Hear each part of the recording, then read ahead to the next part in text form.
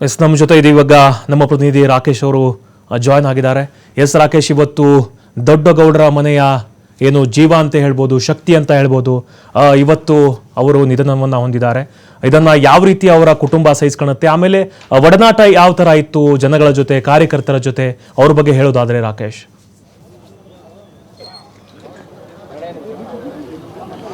ಮಲ್ಲಿಕಾರ್ಜುನ್, ಮಾಜಿ ಪ್ರಧಾನಿ ದೇವೇಗೌಡರವರ ಪತ್ನಿ ಚೆನ್ನಮ್ಮ ಅವರು ಇಂದು ಅಗಲಿದ್ದಾರೆ. ಸೊ ಅವರ ಅಂತ್ಯಕ್ಕೆ ಅಂದರೆ ಅವರ ಈ ಒಂದು ಸಾವು ಪಕ್ಷಕ್ಕಾಗಲಿ ಮತ್ತು ಅವರ ಕಾರ್ಯಕರ್ತ ವಲಯಕ್ಕೆ ಅಪಾರ ನೋವನ್ನು ತಂದುಕೊಟ್ಟಿದೆ. ಅಂದರೆ ದೇವೇಗೌಡರ ಪತ್ನಿ ಅನ್ನೋದಕ್ಕಿಂತ ಹೆಚ್ಚಾಗಿ ಇಡೀ ಪಕ್ಷಕ್ಕೆ ಅವರು ತಾಯಿ ಸ್ವರೂಪವಾಗಿ ಕಾಣಿಸ್ಕೊಂಡಿದ್ರು ಅನ್ನೋದನ್ನು ಅವರ ಕಾರ್ಯಕರ್ತರು ಹೇಳ್ಕೊಳ್ತಿದ್ದಾರೆ.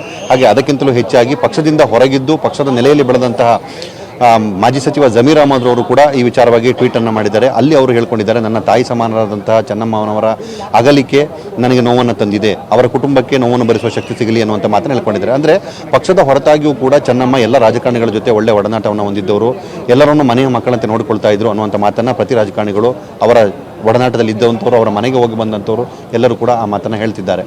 ಸೊ ಈಗ ಅವರ ಅಕಾಲಿಕ ನಿಧನ ಕುಟುಂಬ ವರ್ಗಕ್ಕೂ ಕೂಡ ನೋವನ್ನು ತಂದಿದೆ. ಅವರ ಕುಟುಂಬ ಸದಸ್ಯರು ಆ ನೋವನ್ನು ಭರಿಸುವಲ್ಲೂ ಕೂಡ ಬಹಳ ಭಾವುಕರಾಗಿ ನಡೆದುಕೊಳ್ತಿದ್ದಾರೆ.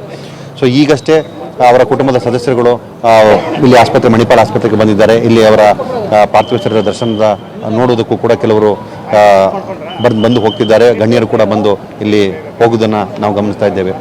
ಸೊ ಒಟ್ಟಿನಲ್ಲಿ ಚೆನ್ನಮ್ಮನವರ ಈ ಅಕಾಲಿಕ ನಿಧನದಿಂದಾಗಿ ಪಕ್ಷದ ಜೊತೆಗೆ ಇಡೀ ವ್ಯವಸ್ಥೆಯಲ್ಲೂ ಕೂಡ ತಾಯಿ ಒಬ್ಬರನ್ನು ಕಳೆದುಕೊಂಡಂಥ ಸನ್ನಿವೇಶ ನಿರ್ಮಾಣ ಆಗಿದೆ.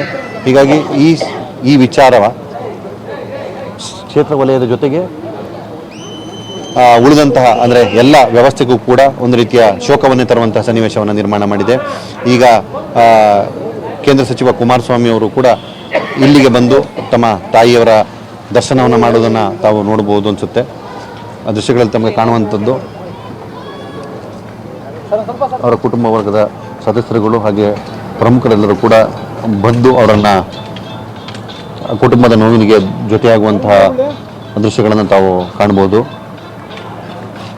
ಅದಲ್ಲದೆ ರಾಜಕೀಯ ಮತ್ತು ವಿವಿಧ ವಲಯಗಳ ಗಣ್ಯರು ಕೂಡ ಇಲ್ಲಿಗೆ ಬಂದು ಅಂತಿಮ ದರ್ಶನದ ಕ್ಷಣಕ್ಕಾಗಿ ಕಾಯ್ತಿದ್ದಾರೆ. ಆಸ್ಪತ್ರೆಯಲ್ಲಿ ಇತರ ರೋಗಿಗಳನ್ನು ಕೂಡ ನೋಡ್ಕೊಳ್ಬೇಕಾಗಿರೋದ್ರಿಂದಾಗಿ ಹಾಗೆ ಹೈಜೀನನ್ನು ಕಾಪಾಡಿಕೊಳ್ಳುವಂಥ ದೃಷ್ಟಿ ಹಿನ್ನೆಲೆಯಿಂದಾಗಿ ಅಲ್ಲೂ ಕೂಡ ಒಂದಷ್ಟು ಮುತುವರ್ಜಿಯನ್ನು ವಹಿಸಲಾಗ್ತಾ ಇದೆ. ಆಸ್ಪತ್ರೆ ಸುತ್ತಲೂ ಬಿಗಿ ಬಂದೋಬಸ್ತನ್ನು ಮಾಡಲಾಗಿದೆ. ಪೊಲೀಸರು ಅಪಾರ ಪ್ರಮಾಣದಲ್ಲಿ ಬಂದು ನಿಂತು ತಮ್ಮ ಕರ್ತವ್ಯವನ್ನು ಮಾಡ್ತಿದ್ದಾರೆ. ಇದಾದ ನಂತರ ಆಸ್ಪತ್ರೆಯಲ್ಲಿ ಒಂದಷ್ಟು ಗಣ್ಯರಿಗೆ ದರ್ಶನಾವಕಾಶವನ್ನು ಮಾಡಿದ ಬಳಿಕ ಅವರ ನಿವಾಸ ಬೆಂಗಳೂರಿನ ಪದ್ಮನಾಭ ನಗರಕ್ಕೆ ಪಾರ್ಥಿವ ಶರೀರವನ್ನು ರವಾನೆ ಮಾಡುವಂತಹ ಮಾಹಿತಿ ಕೂಡ ಸಿಕ್ಕಿದೆ. ಇವತ್ತು ಅಲ್ಲಿ ಸಾರ್ವಜನಿಕ ದರ್ಶನಕ್ಕೆ ಇಡುವಂಥ ವ್ಯವಸ್ಥೆಯನ್ನು ಮಾಡಲಾಗುತ್ತೆ. ನಾಳೆ ಉಳಿದಂಥ ಪ್ರಕ್ರಿಯೆಗಳಿಗೆ ಕುಟುಂಬ ವರ್ಗ ನಿರ್ಧಾರ ಮಾಡುವಂಥ ಸಾಧ್ಯತೆಗಳು ಕೂಡ ಇದೆ. ಮಲ್ಲಿಕಾರ್ಜುನ್, ಥ್ಯಾಂಕ್ ಯು ರಾಕೇಶ್ ತಮ್ಮೆಲ್ಲ ಮಾಹಿತಿಗಾಗಿ. 2 ತಿಂಗಳ ಹಿಂದಷ್ಟೇ 72ನೇ ವಿವಾಹ ವಾರ್ಷಿಕೋತ್ಸವವನ್ನು ಆಚರಣೆ ಕೂಡ ಮಾಡಿಕೊಂಡಿದ್ರು ಮಾಜಿ ಪ್ರಧಾನಿ HD ದೇವೇಗೌಡರಿಗೆ ಪತ್ನಿ ವಿಯೋಗ ಆಗಿದೆ. ದೇವೇಗೌಡರ ಪ್ರತಿ ಹೆಜ್ಜೆಯಲ್ಲೂ ಜೊತೆಯಾಗ್ತಿದ್ರು ಚೆನ್ನಮ್ಮ.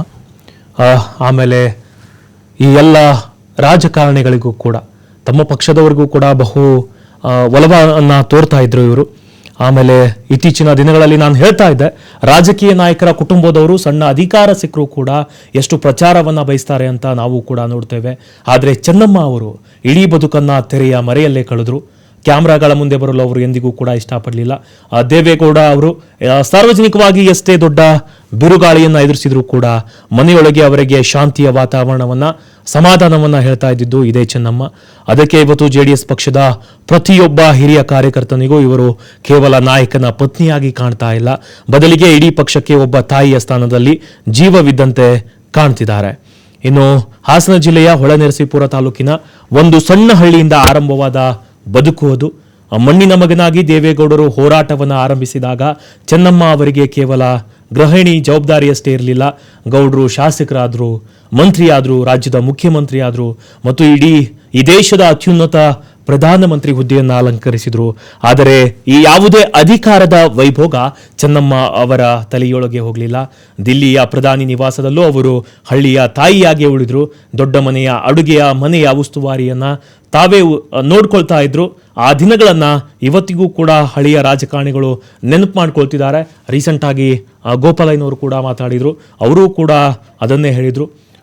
ಆಮೇಲೆ ಒಬ್ಬ ಯಶಸ್ವಿ ಪುರುಷನ ಹಿಂದೆ ಒಬ್ಬ ಮಹಿಳೆ ಇರ್ತಾರೆ ಅಂತ ನಾವು ಆಗಾಗ್ಗೆ ಹೇಳ್ತಾ ಇರ್ತೀವಿ.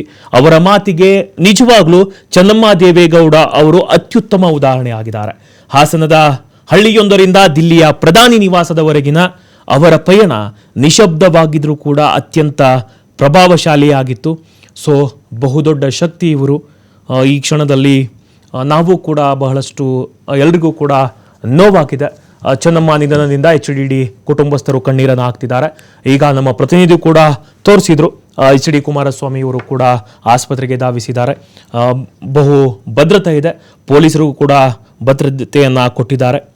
ಇನ್ನು ಚೆನ್ನಮ್ಮ ಹುಟ್ಟಿದ್ದು ದೇವೇಗೌಡರ ಹುಟ್ಟೂರು ಹರದನಹಳ್ಳಿಯಲ್ಲೇ. ಇದು ಇಂಟ್ರೆಸ್ಟಿಂಗ್. ಪತ್ನಿ ಇಬ್ಬರು ಕೂಡ ತಂದೆಯ ಎರಡನೆಯ ಪತ್ನಿಯ ಮಕ್ಕಳೇ ಎಂಬುದು ಕೂಡ ಅಪರೂಪ ಅಂತ ಹೇಳ್ಬೋದು. ಇನ್ನು ಬಾಲ್ಯದಿಂದಲೇ ದೇವೇಗೌಡ ಚೆನ್ನಮ್ಮ ನಡುವೆ ಪರಸ್ಪರ ಪರಿಚಯ ಇತ್ತು. ದೊಡ್ಡವರಾದ್ಮೇಲೆ ಅಂತ ಅಲ್ಲ, ಬಾಲ್ಯದಲ್ಲೇ ದೇವೇಗೌಡ ಮತ್ತು ಚೆನ್ನಮ್ಮ ಅವರಿಗೆ ಪರಸ್ಪರ ಪರಿಚಯ ಇತ್ತು. 1937ರಲ್ಲಿ ಚೆನ್ನಮ್ಮ ಜನನ ಆಗಿತ್ತು. ಮುತ್ತಿಗೆ ಹಿರೇಹಳ್ಳಿಯಲ್ಲಿ ಪ್ರಾಥಮಿಕ ಶಿಕ್ಷಣವನ್ನು ಇವರು ಪಡೆದುಕೊಂಡ್ರು. ಹಳೇಕೋಟೆ ಶಾಲೆಗೆ 5 ಕಿಲೋಮೀಟರ್ ನಡೆದು ಹೋಗಿ SSLC ಶಿಕ್ಷಣ ಪೂರ್ಣವನ್ನ ಮಾಡಿದ್ರು ಚೆನ್ನಮ್ಮ. ಇನ್ನು ಮುಂದಿನ ವಿದ್ಯಾಭ್ಯಾಸಕ್ಕೆ ಅವಾಗ ಅವಕಾಶ ಸಿಗದೆ SSLC ಮಾತ್ರ ಸೀಮಿತ ಆಗಿದ್ರು. ಇನ್ನು 17ನೇ ವಯಸ್ಸಿನಲ್ಲಿ 1954ರ ಮೇ 25ರಂದು HD ದೇವೇಗೌಡರೊಂದಿಗೆ ವಿವಾಹ ಆದರು. ಆಗ ದೇವೇಗೌಡರಿಗೆ ಬರೀ 21 ವರ್ಷ. ಸಿವಿಲ್ ಕಾಂಟ್ರಾಕ್ಟರ್ ಆಗಿ ಕೆಲಸವನ್ನ ಮಾಡ್ತಾ ಇದ್ರು. ಇನ್ನು ಈ ದಂಪತಿಗೆ 4 ಪುತ್ರರು, 2 ಪುತ್ರಿಯರಿದ್ದಾರೆ. ಇನ್ನು ದೇವೇಗೌಡ ಚೆನ್ನಮ್ಮ ದಂಪತಿಗೆ ಒಟ್ಟು 6 ಮಂದಿ ಮಕ್ಕಳು. ಕುಟುಂಬಕ್ಕೆ 9 ಮಂದಿ ಮೊಮ್ಮಕ್ಕಳ ಸಂತತಿ ಇದೆ. ಆಮೇಲೆ ಗೋಪಾಲಯ್ಯನವರು ಕೂಡ ಹೇಳ್ತಾ ಇದ್ರು, ಬಹಳಷ್ಟು ಪೂಜೆ ಪುನಸ್ಕಾರಗಳನ್ನು ಇವರು ಮಾಡ್ತಾ ಇದ್ರು ಅಂತ. ದೈವ ಭಕ್ತರಾಗಿದ್ರು ದೇವೇಗೌಡ ಚೆನ್ನಮ್ಮ ದಂಪತಿ. ಶಿವರಾತ್ರಿ ಪೂಜೆಯಲ್ಲಿ ಕೂಡ ದಂಪತಿ ತಪ್ಪದೇ ಭಾಗವಹಿಸ್ತಾ ಇದ್ರು.